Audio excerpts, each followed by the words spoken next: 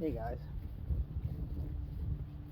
So every property's got restrictions and benefits, as you may hear right now. And of course, the wind's going to calm down as soon as I decide to make this video. The wind is a restriction we've got around here. We're on top of a hill. We're only about 900 feet up, but the way we're laid out, east-west, the way the prevailing, that's what I'm looking for, winds come in, and the fact that there are two gas line easements where all the tree cover is gone and it kind of funnels the wind towards us, means we get a lot of wind up here. I've learned the hard way we cannot leave a temporary structure up even with extra anchoring and strapping, because it got flattened a few weeks back, not even in a storm, just on a windy day. So I discovered,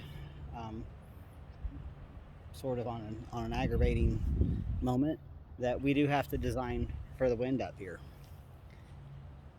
But it does make me wonder about a turbine. I don't know a whole lot about the technology, so I'll have to do my research. But I'm gonna flip this thing around so you guys can see. We got a pretty good gust coming in.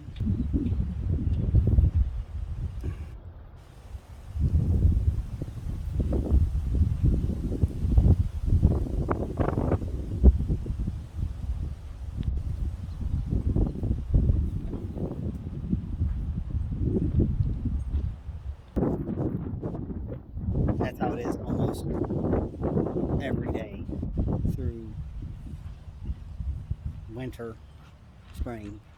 Calms down a little bit in the summer when the temperatures come up. Ironically, when I would like to have more of a breeze. And in the fall as well.